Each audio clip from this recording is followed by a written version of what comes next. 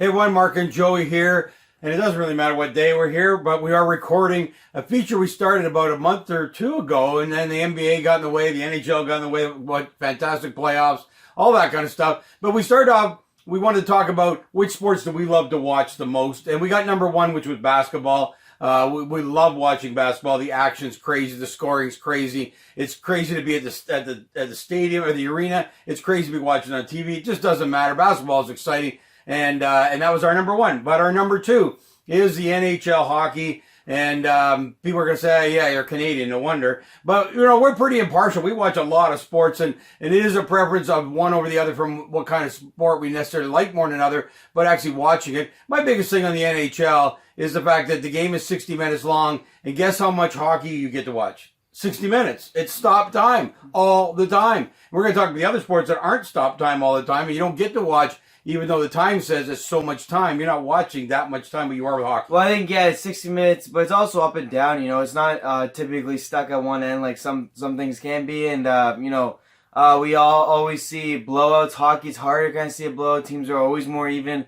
in hockey, and you never know who's going to win. But, yeah, you get 60 minutes. You get up and down ice. You get a lot of action. You get more, though, than just scoring and stuff like that. You get, great plays. You get power plays. You get hitting. You get fighting. You get, everything. You get the chirping after the play and all this stuff. So there's just way more elements to it that gives you something to be excited about. Even if the game's blown, there's a big hit, there's a fight, there's, something amazing could easily happen in this game. So I like hockey for those reasons. I like it live and at home, mostly at home for us. Live is great though too. The atmosphere of fans allows you to be unruly. Yeah. It's kind of like basketball. You can be loud, you can be crazy. So it's a lot of fun that way, and you really join as part of the crowd. It's kind of like a family there cheering for your team. And to be honest, we've experienced it two different ways live. One is Toronto, which is mostly business guys in suits, unfortunately, because the arena's right downtown Toronto, and that's who's been able to buy the tickets. They're very expensive tickets here in Toronto. Very difficult to have a pair of tickets other than companies own most of them. And then we lived in Calgary for 3 years, which was an absolute insane place to go watch a hockey game. Get a lot of the Cowboys there, a lot of the country guys, and they have fun and they drink, and we love being in Calgary and got to see a number of games while we were there. So two different atmospheres for us.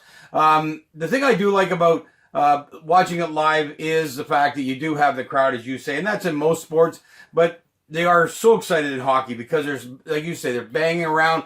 There's, there's great goals. There's great hits. There's great fights that go on in hockey. Great saves. I think even guys in other sports will say that hockey is the hardest thing to win the cup because how difficult the game is. Well, how I think it's proven every year with different winners. It's very rare to see someone go back to back. Yeah. No one, I don't think, has ever gone three in a row besides way back in the 80s and the 90s. Yeah. So, you definitely hear that from other athletes. They have mad respect for these hockey players, what they play through too.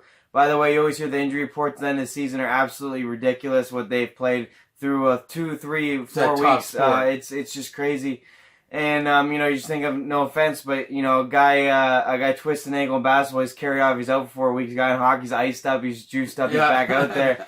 I don't know how sensible that is, but it does happen. Puck to the face, just put me in, coach. Go grab me a mask. Go grab me a mask and let's go. But the thing you got to watch when you go to the game live. So I'm going to give you 2 tips here. One is, if you want to see that action, you want to get a ticket near the front row if you can.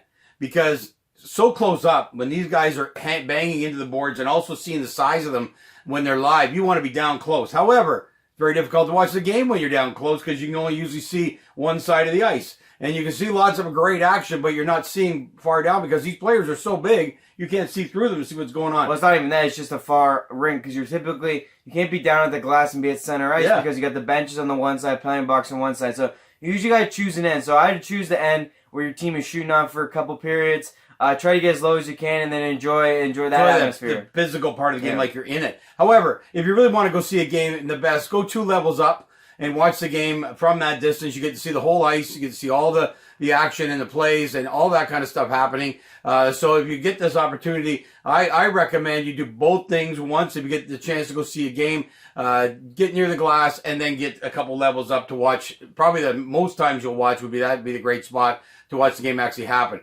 However, what you don't get live, which is a challenge for all live product, is you don't get commentators.